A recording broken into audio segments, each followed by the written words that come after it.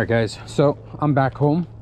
I spent 2 hours in the junkyard, just freaking I guess you can call restocking bolts, nuts and stuff like that, especially 10, 12s, 14s and 17s. It's in this bottle right here, filled up with like detergent and stuff like that, and I'm gonna let it sit in there and let it break itself up and give it a couple of days before I pull it out and clean them up. I did that on a set of bolts and stuff, and it came out looking brand new with the exception of all of the markings from removing and installing. So just cleaned out my tool bag, sorry, and this is ready for another yard adventure. But unfortunately we didn't really find too much stuff today. A lot of empty rows, and I already seen the tractor guys leaving, so they weren't going to bring any more cars out. One of the managers was talking to me at the counter, and he was like, yeah, there was a GSR Integra that came in yesterday, I think it was, and there was a guy who bought the whole 9 who just so happened to be in the yard when the car dropped, so he yanked everything out, paid for everything, and that motor was actually gone yesterday. But shout out to Nomis, shout out to Rodney for giving me the tip on the car in the yard today, which kind of got me out of my room to go and do something, and again restock on all the bolts and nuts. So I think all I'm going to do today, or the rest of my day, is I'm just going to go ahead and figure out what else do I have to install on this GSR engine.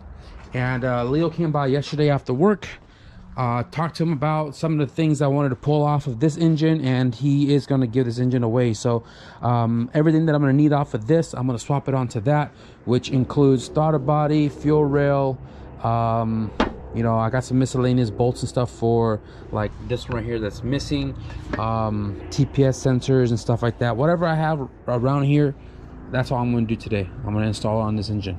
Also pulled a Denso starter from a DA Integra. It is OEM.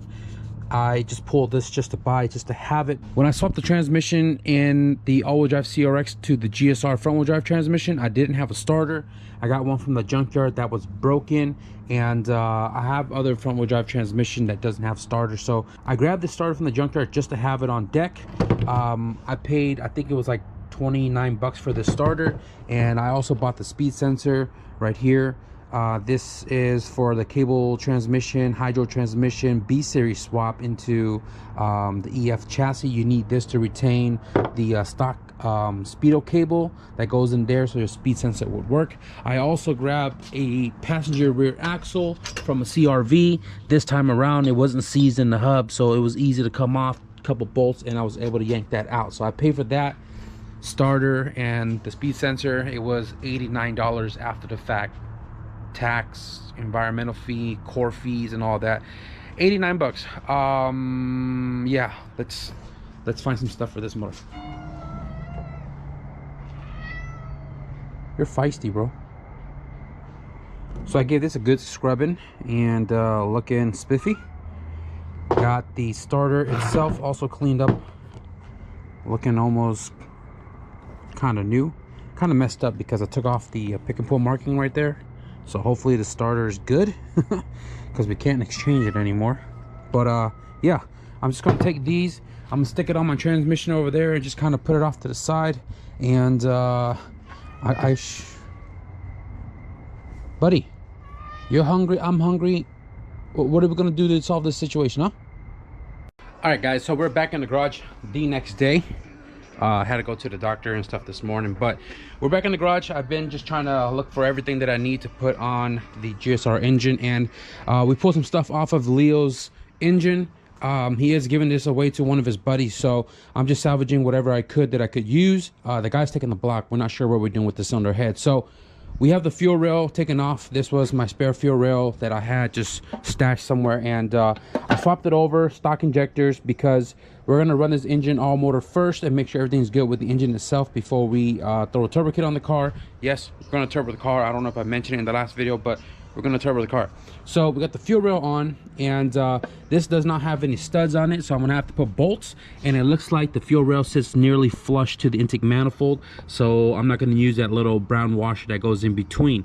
I do have to swap out this fitting right here for a -8, so I'm not sure if I'm gonna take it back off and weld the -8 on, or if there's a fitting to this thread pitch that goes to a -8, because on the all-wheel drive car it's a -8 feed in, and then it is a it's actually a stock return, so this needs to be a -8. We'll figure that out when we get to it. But I also have the throttle body right here. This is OBD0. OBD0 doesn't have the map sensor on top. I'm gonna run this temporary until I find a different throttle body. I'm probably gonna buy one off of eBay that has the map sensor on the top, which is kind of like this one right here. And the reason for that is because I want to throw on the Skunk 2 4-bar map sensor on there, so that way it can make more than 10 pounds of boost if we have to. I found this gasket. This was off of my other intake manifold, my Victor X up there, and I have a thermal. Actually, I don't have a thermal. The one on the car is already thermal. That's a spare manifold, spare gasket. So this one just goes on like so. No excess ports and stuff that is going to cause some, you know, vacuum leaks. And throttle body goes on. Got the bolts over here. Before I throw this guy on, the TPS sensor was destroyed right here. I have a replacement one right here, and I'm gonna go ahead and just throw it on, but not fully tighten it down because we still need to calibrate it. And it's pretty simple. It already has a gasket. I'm just gonna take off this gasket. Pretty crusty. Now you just gotta line up this little tab right here to that tab inside, and then you turn the TPS until it lines up with the bolt hole, and then I'm going to leave it loose like I mentioned to calibrate it later. So got the bolts down here.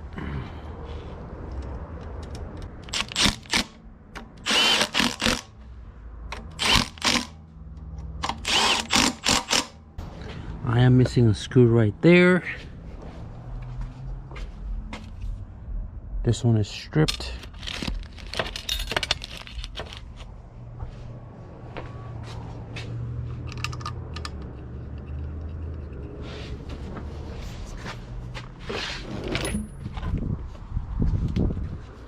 Intake air temp sensor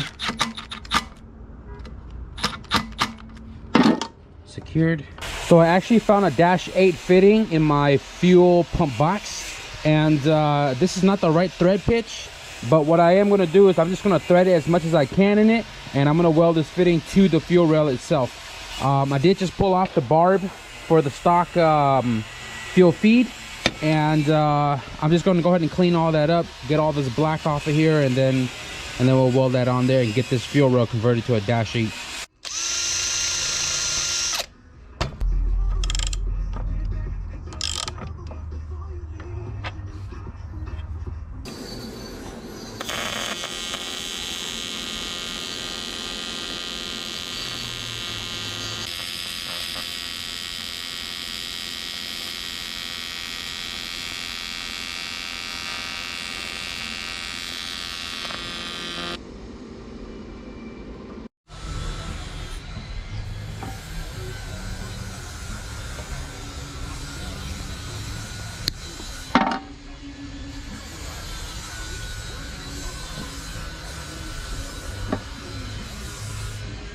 All right guys, so I just got back home, got some crankcase hose and coolant hose for the auto air control valve right there, and this sucker right here, the breather box to this port up here.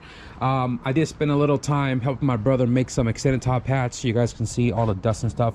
I didn't really show too much of that, but he has Skunk 2 suspension in his car and it seems to be a little bouncy, so we came up with some top hats. I mean, you can buy them new, but making them yourself kind of allows you to make custom length. So these are extended 3 inches and the car rides a ton better.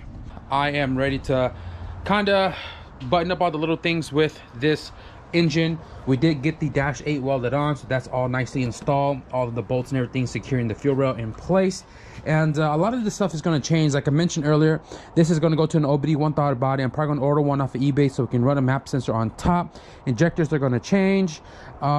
Few odds and ends, but definitely going to hit up action clutch so we can get a clutch for the GSR engine here, so we can mate it up with the all-wheel drive transmission, which is obviously out of the car already, so we can have this thing ready to just drop in when we get this engine completed. And I think that's when I'm going to touch the all-wheel drive cars, when this thing is ready to drop back in so the car can avoid being on jack stands. So yeah, I'm gonna go ahead and just button that up and see what else we can add onto this engine and make it more complete.